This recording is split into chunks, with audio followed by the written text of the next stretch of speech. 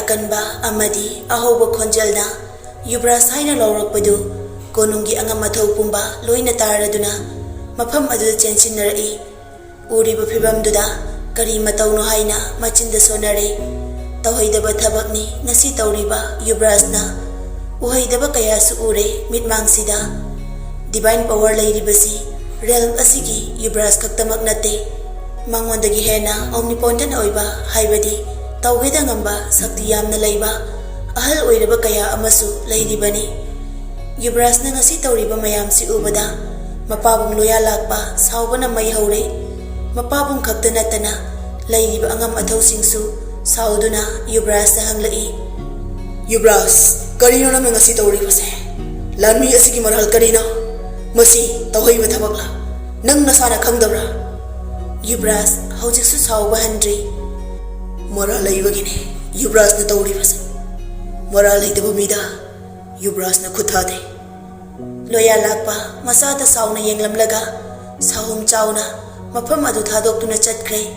wahai amata hairamde machana tawriba thabaktu mapa mana karino haiba wakhaldu khankrabani machinda karigino haina hanglamdrabasu mahen sanadi kire mayam bungna hantak tawrakliba mayamsi Yubraj budi realm asigi laigi sakti chelaba mayamsina matik laibani haina mana tawba kuding achukpa ngakta oibana thawai mangliba misaktu Yubraj na yadaba pamdaba thabak soidana tawramgani haibasi matak thongba ahal singdugi thajabani loya lakpana sauduna chatkhrabasu ataidudi sauba ngamdre Yubraj ta karigino haiba wahangsu kupthana hangbasu tawrude Yubraj ningthau leiri ipu leiri nangi nathak thongba ahal kaya amusu leiri makhoidasu nangna yaninda wafamdu karino haina taklamlaga thabakto masi fate realm asigi fattabo irakani tahoidaba thabakti tawdaba rufabani asawuna mang thaduna thabak tawba afawa mahai phangloi fattabo fol phangani ningthau kolda ihing na hing tahanba chumde asi hairaga Yubraj ta amuktang yenglamlaga asiba hakchang adu lawthokra haina lairiba lanmi kharada ingit piramlaga ipu ahal singdu chatkre divine power chenba ahal singbu ipu haina kaunai realm asigi miyoi singna makhoibu yamna sukina chatpani makhoina haiba wadi achumba oigali tungi punsi uba ngamba makhoini asibadu puthokre iteiraba Yubraj ki maya thoraba thamsang dusu lanmi amana sengtokna bahaina pukre kananasu Yubraj ta wahang hangba ngamlamde Yubraj angawba ole masana tawribadu karino ma masana khangjadre chumlibra lalibra haina masa mathanta wahang hanglubada lali haiba paukhum sinatana phangdre lali haiba wahangi paukhum asisu masana pijabani Yubraj chumdring magi katamna khongthang bahawi mahensana kirasukina mayam bungi tung inaduna laklaga tapna hanglai Yubraj hakchang sengdokadra ising Yubraj makut thangalai yare khongthang launa thangduna nak yet kanabusu hanna yenglamdana chatkre Yubraj tu mahensana tung inaba kiraduna laihore yengduna karigisu kiroi Yubraj ki mataudu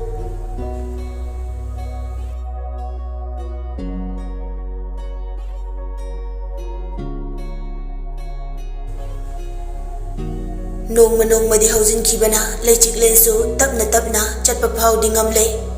hu adugi mayak tu loina makmang tharak le haiba maksu yai mayak tu na chamkhrabasu masadu ison soli hekta phawadi nate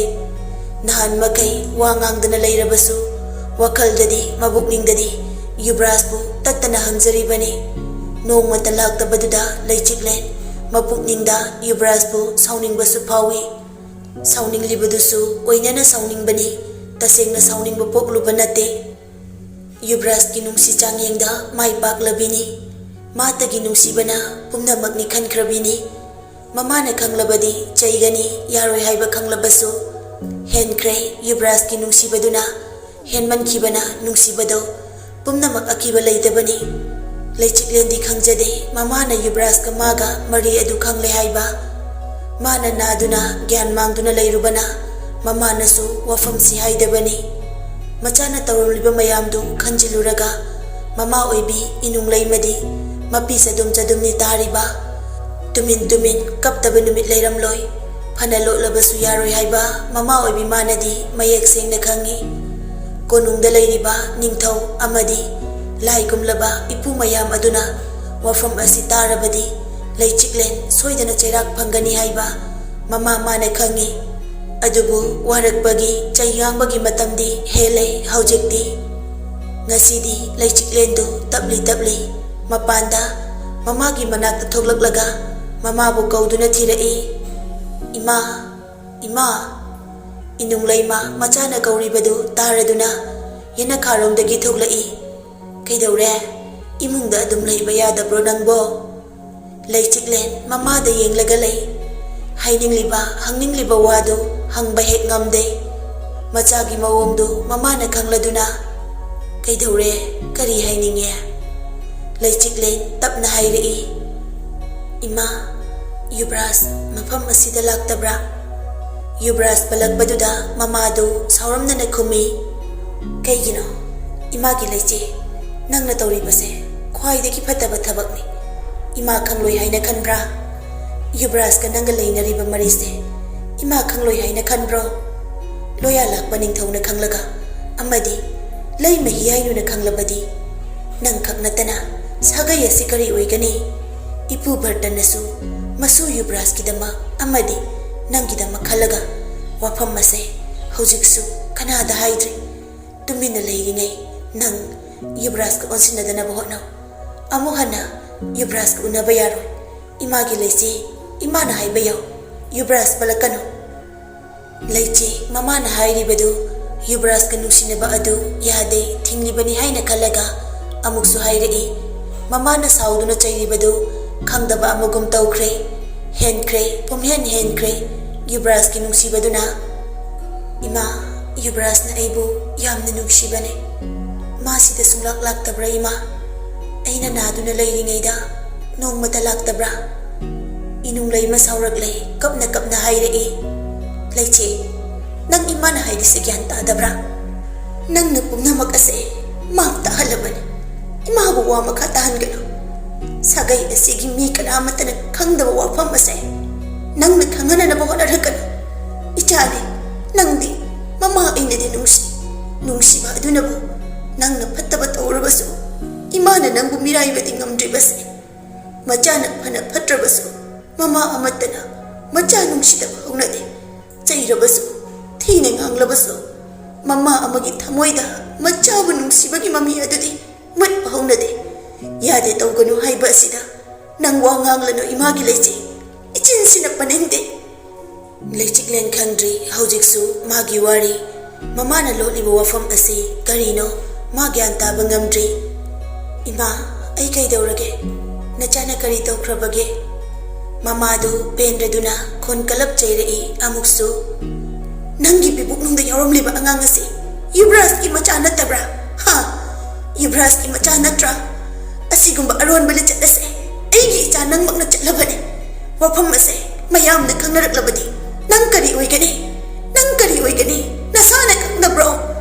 konungda nang na chatise nungsi batamba chatlibro wahi adu tabada leichiklen makokta braza tabagum thokle wafam si madi tasengna khangdri numittuda hu tairaba machintumba posak aduna magi masada panbadagi gyan mangduna numit kayani layurabani anaba layengbada ipu bardana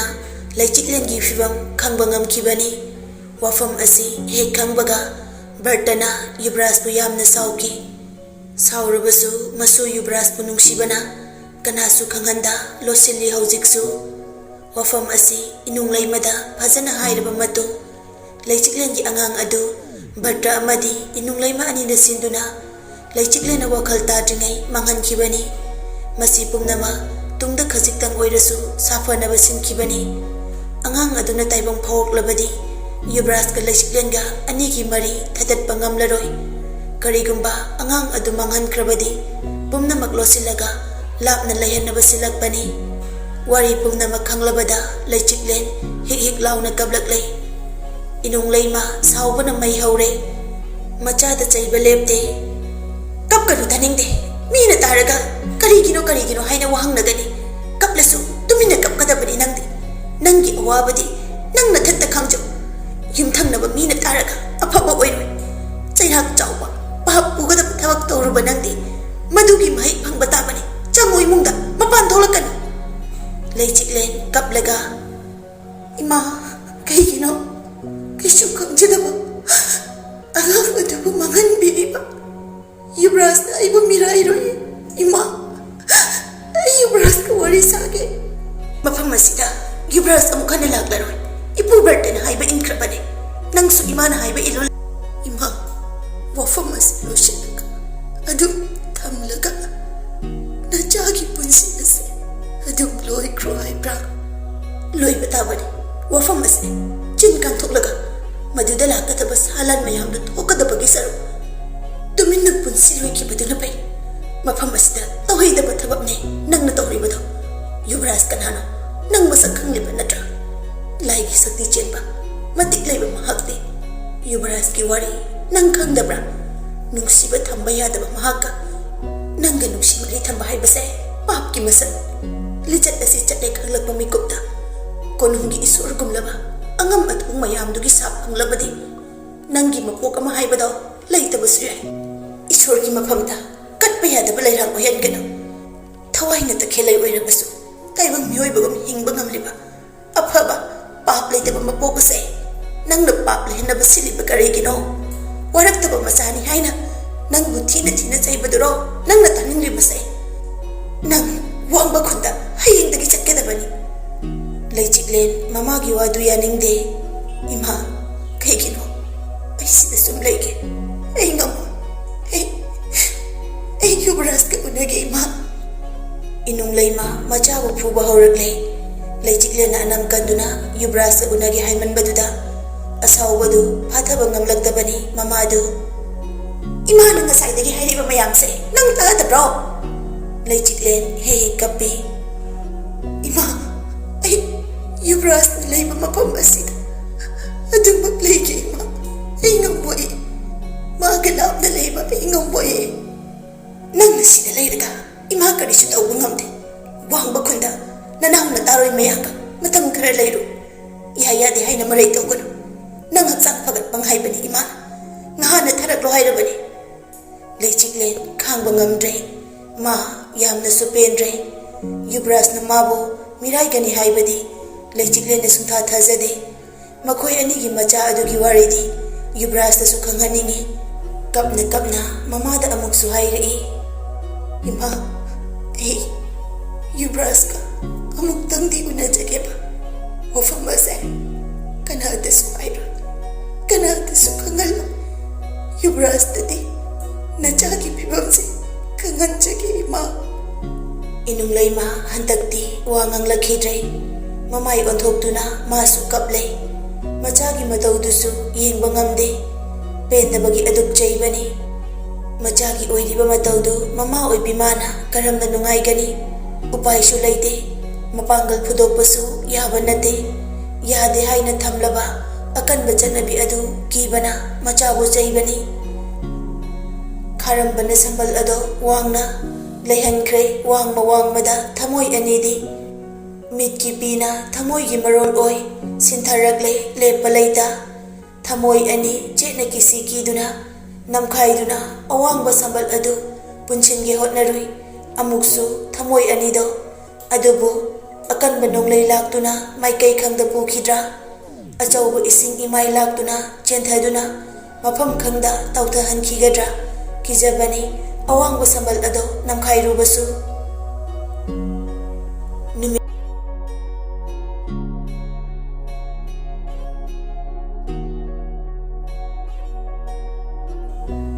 numit masing yam silakle Yubras leichiklen unage panglaktaba amana ama lapna sonaba natana hanagum nungsiba wari saduna phaminaba chatminabadi phangdre pumna mapu khangba bradadi Yubras mangba yadabani khana mabu kanaba hotnabada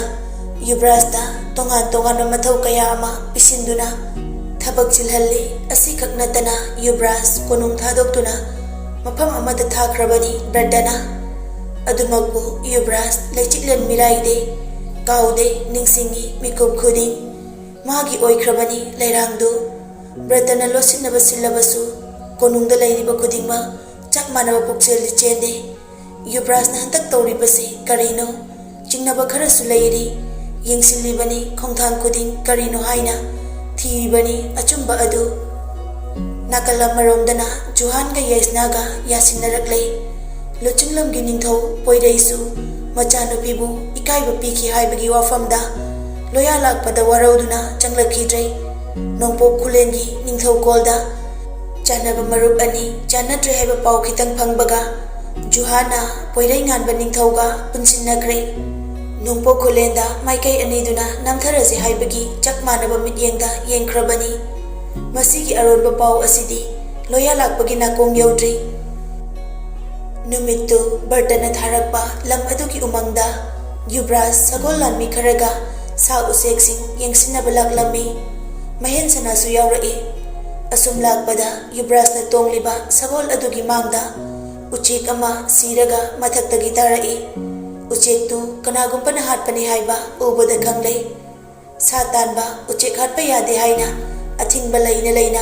Umangda Asigumba Torambasi Thingnabada Yubras Kanano Haina Koithi Thirai Karusu Yangna Cheli Masama Ufaba Nupa Amana Uthakta Yenglaga Usek Phanaba Tawribadu Ure Achamba Nupadi Mande Setliba Pichetuna Khangi Yubrasna Kanano Nang Langam Yubrasna Yenglai Yubras Ubada Langamsu Adum Khangi Achamba Misak Natti Haiba Ningthau Macha Soidana Oigani Haiba Sukangi Langamna Ai Wangba Kulasida Pokpane Kun Asi Ngak Senjabane Nahakti Kanana Nongpo Kulendagi Umang Asi Yekshinaba Ibu Bertana Tharakpane Ai Yubras Loya Lakpa Ningthaugi Pari Ahan Langam Mingdu Khatang Tabada Khanglay Yubras Kanano Haiba Mingdi Takiba Kuire Masakti Ngasina Hanba Ubani Bhatrabu Mafam Asidadi Laigumna Lachaba Oirami Bhatragi Laining the Lupchaba Misakni Langam Maithong Makalamna Ipu Bertana Tharakpani Haiba Yubras Kuramjari Hana Sakhang Zahodri Yubras Makognom Lai Wayam Nangang Yubras ni Mahen Sanada Yenglai Mityeng Dukhangba Mahen Sanana Hairi Kunda Chachilana Nangna Taklo Lambi Langamna Phagani Yubras Sasi Yubras na Ngaiko Nangna Thawai Mahan Kraba Jiba Siporo Umangsida Lairiba Jiba Kudimba Ipur Bertagi Thawai Gumlaba Ngaktani Ipugi Masa Mareni Jibagi Thawai Mahan Bahai Base Ipugi Masa Kaktat Pagamane Amukhana Asiguma Thaw Bayaro Langamna Ngakpigani Yubras Aishoikre Mangtha Mayamdu Pareng Lakle Wangba Kuntana Panglap Lapde Umangadudagi Yubrasna Mapamadu Yobaga Kulgi Ahal Singnadi Yubras Masakhang Bana Harau Oglami Kangdaba Kayasu Saktaktuna Kanghali Kulgi Luchingba Ahal Laman Puna Wari Tawi Laigi Sakti Chenba Yubras Ki Seba Pangzabadi Mahiya Lekhana Penaba Hotnajai Numit Karanidi Yubras Mapam Aduda Laigadawri Laining Chatnabi Khaktanatana Kuchu Kulai Takpi Tambigadawri Mapam Adugi Angang Singda Mapam Duda Lairiba Angang Singduna Yubras Ubada Harauzabadu Ubada Yubras Supenjay Minung Sitana Thankre Angang Singdu Ubada Numitu Khaktada Sakhang Nakiba Angang Singdusu Yubras Ki Manaktagi Henkidre Mayam Wawa Langlingai Matam Suthengchilai Yubras Ki Laifam Ningthina Semlaga Thammi Chanaba Atum Ahau Kaya Sulangli Yubras Kidama Yubras Lakpada Kun Ado Mangal Ama Lakpagum Taure Numidangni Chaba Thakpa Loinaraba Matamni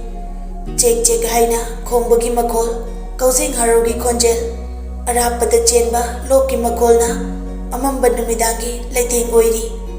Yubras Mathanta Mafam Adugi Akoibadu Midna Sintungna Sumyenglai Leptuna Numida Oirabaso Mafam Kuding Konungum Ngan Bana Magi Mathau Taunaribasingdu Loina Ui Yum amaga yamna naknasu leinay. Khun adu amattani makoina leiriba mawong aduna takpadi nauzariba angangsingdu numidangdasu harauna chenchongduna sanari. Mayamdu uraga Yuvraj tapna soli. Nungsikreda wangba khun. Asuk nungsiba khunne. Aina chalakliba atokpa mapam amatadasu thengnadri. Yuvraj aina khunase asuk nungsiba fauribasina karigidama. Machinda tapna solbani thamoidasu tayingba phawhali. Chinda sonkiba wahaiduna Yuvraj momon amuk noglai aduga amuksu hairai. Yuvraj ki leiche mafam asida leiraga nangbu ningsingba hele ipugi hathang inkiye nangbu mirai diye. Yuvraj na numit masing yamleda leirang nangi nungsiba maithong ukidaba nangi khonjalsu takidaba kuire. Asi haina Yuvraj pitlu pirang ihaurai. Nungsiba khun, nungsiba mafam, nungsiba matam, nungsiba kayana tallaba mafam aduda thamoi magi nungsiba aduna haurakpa nungsiba ki pihine. Pirang mana thungalakpada iseng sengna uramba akoibagi phajabado masen marang halle. Yuvraj mamit amuktang kuplaga makhutuna taithokre khanghaudana haurakliba pirangdu. Yuvraj mahen sanani kauраklibadu kaithore mahen pothanaba tawrase thengle matamse nakhoi potharo lanmisingdusu waramlani potharo hairuro aduga nangsu tumnaba tawro. Yuvraj nanaw wafam amata haijage. Yuvraj mamaidu loisilai. Karino hayo mahen sanadi kidi kijai wafamdu haiba asengba achumbarasu khangba natribana haininglibadu sathekta hairuba ngamde. Adugi sumathakta Yuvraj ki masing khangba manawni. Yuvraj nanaw gise tasengnadi khangjadri min urakpadu Yuvraj ta tamjabane nanaw dalana lobiganu. Yuvraj mamit suklai karino hairo haibagum mahen sanada munna yengduna lay. Mahen sana tapna kina hairai. Leichiklen mafam asida lay Yuvraj. Kari haiba ngasai thengnaba lanyam gi nakta leibani hai asengmadi nanaw khangjadre. Mokhoi ani kana leibage changlakpa yagadra. Nupi khonjelni mapandagi kauraklibadu. Yuvraj khonjel adu tabada magi leichikleni haiba khanglai. Mahen sanana thuna chatuna thongdu hanglubada langam amadi leichiklen anidu lepdun leirami. Mahen sana ubada leichiklen maithong makalamna lakpadu hanjinkre. Ka adugi manungda laptakna lepliba Yuvraj busu amuk uraklai. Leichiklen khonjel di thokta Yuvraj